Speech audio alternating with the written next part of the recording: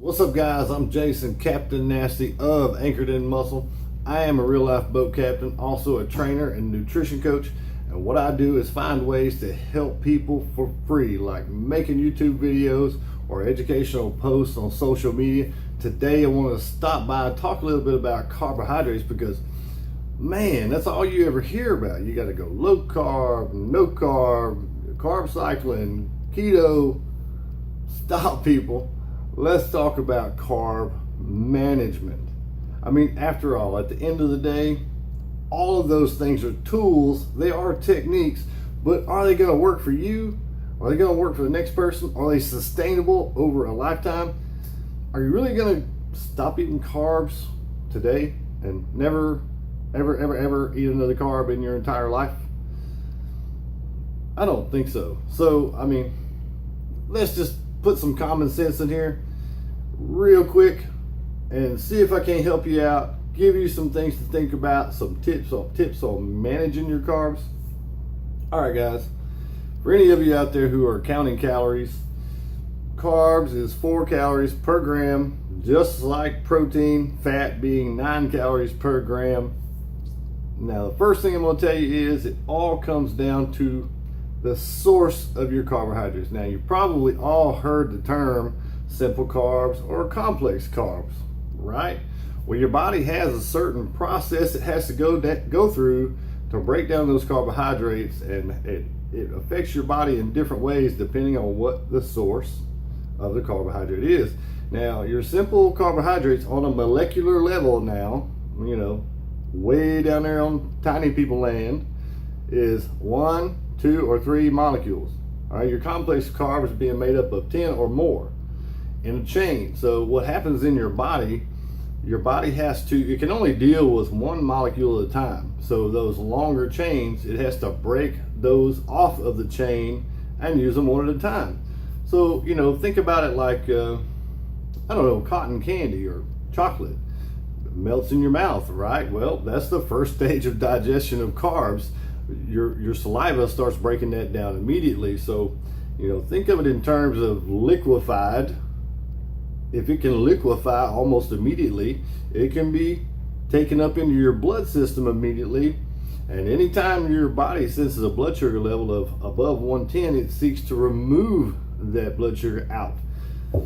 So, you know, you can see where this causes a problem. It really causes a panic effect inside your body because your body doesn't like your blood sugar to be that high if you're type 2 diabetic. Listen up, because look, this is the way it works. When you take in that simple carbohydrate, say it's table sugar, Coke, cotton candy, whatever, your body breaks it down super fast, blood sugar goes way high, insulin comes running, spikes insulin comes running, it wants to carry that sugar out of your blood. Now, you got 3 places it's going to store it, technically 4, but let's just say 3. Because you're going to store it, you're going to have so much sugar in your blood, glucose, sugar, same thing. What's going to happen? Insulin comes running, it seeks to take some of that sugar out of your blood. First place it's going to try to go to muscle, because your muscle, like a sponge, can store energy. It can store glucose, sugar, carbohydrates, same thing. Once that muscle is full, it seeks to store some of it in the liver because it can store as glycogen in the liver. So if your muscles are full, liver's full, going to fat. So, you know, what does it all come down to? Again, we're talking about management, because it's those complex carbohydrates that are going to break down slowly. You know, think of things from the earth, natural from the earth. Your grains, brown rice, white rice, sweet potato, leafy greens. Yes, you get carbohydrates from vegetables. The only difference is they're lower in calorie because they have fiber.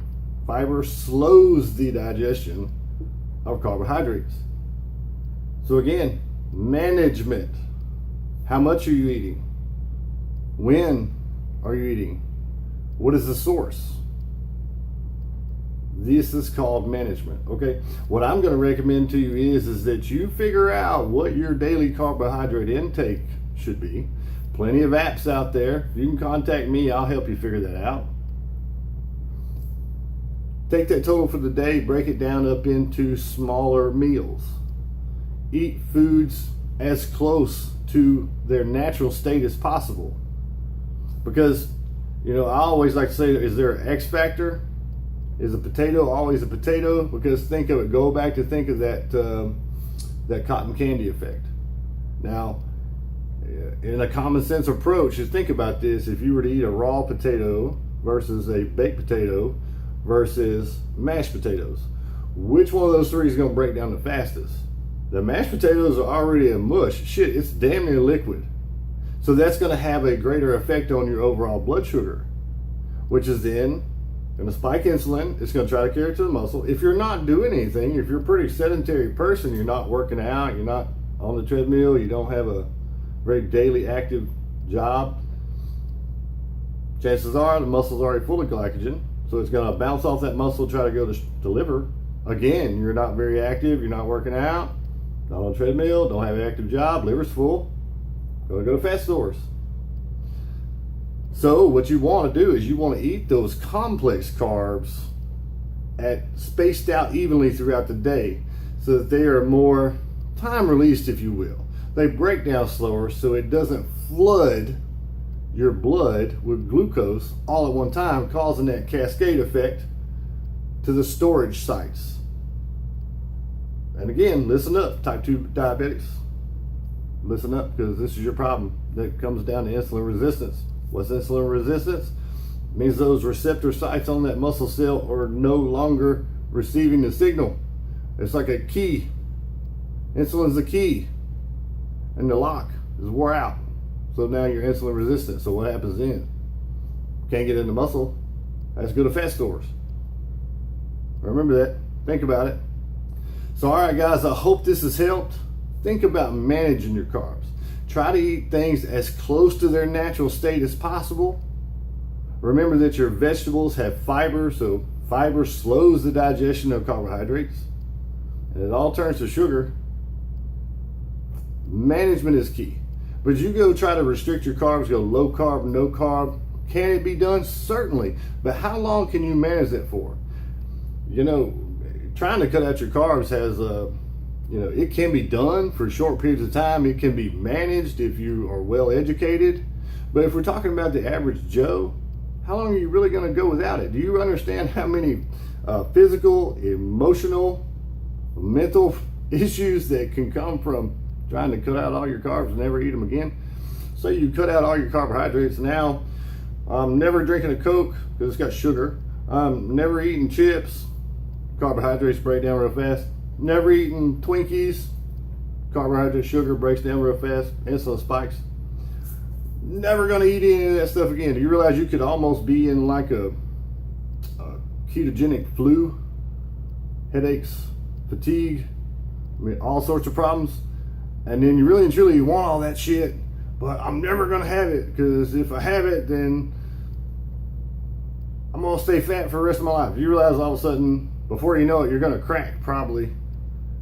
And instead of eating just one, you're gonna eat 50. So anyway, guys, I hope this has helped. You're always welcome to email me at anchoredinmuscle@gmail.com with any question you may have. Contact me to see how I could become your online trainer for free. As always, I usually like to say it's fucking hot in Texas, but guess what? Shit, we had a little bit of cold front. Okay, it's not quite as hot in Texas. As always, guys, stay hydrated, live safe. Thanks for listening.